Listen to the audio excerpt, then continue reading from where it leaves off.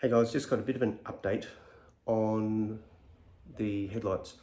Went for a drive and check engine light. So I didn't know why. So I pulled out put the connection into the fuse tap, pulled that out, put the other fuse back in, went for a drive, no check engine light. There's another fuse next to the ignition one, which is a 10 amp one as well. That comes on with ignition. I tried that, went for a drive, same thing, check engine light. Cleared the codes, come back again. So I had about 3 or 4 goes at this.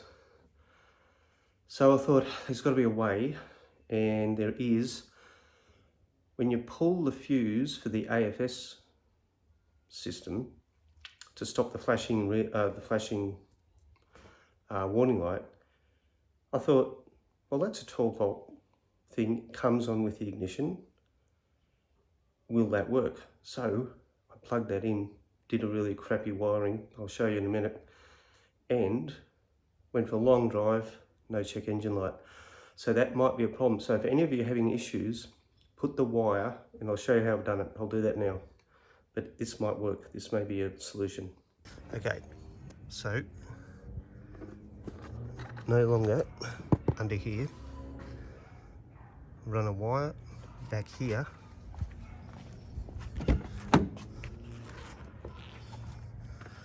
I've just put it through here, probably temporary, although there's nothing wrong with that. Come down under the, come down here under the rudder, and I've just joined it. I'm going to tidy all this up. But this red wire goes into the fuse that was for the AFS. So when you turn the ignition on, it works. When you turn the ignition off, park lights go back to normal as they should. So I hope this works out. I'll put the car back together and see how we go. But I've used about half a tank of fuel sorting this bloody thing out. Should be good. We'll see how we go. Now, quick introduction. This guy is mass airflow tube, and it's got air straighteners. I'm replacing this because ever since I've run this car, it's been surging, running a bit of a dog, and I've spoke to a guy in America who's done what I'm doing, and he said some of these don't have great tolerances, they're not perfect, and there's been a lot of complaints apparently with the mass airflow not getting a good signal.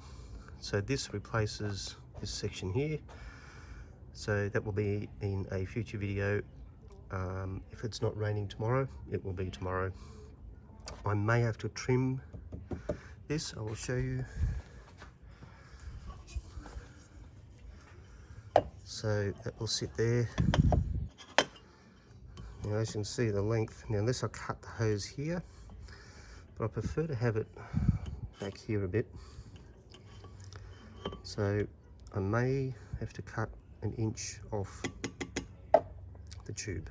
Don't know yet, we'll see. I will work it out. Unless there's room in here, the filter will go further that way. We will see. But this guy is going in here, and it should sort out the signal issues I've had to the mass airflow. And that's it.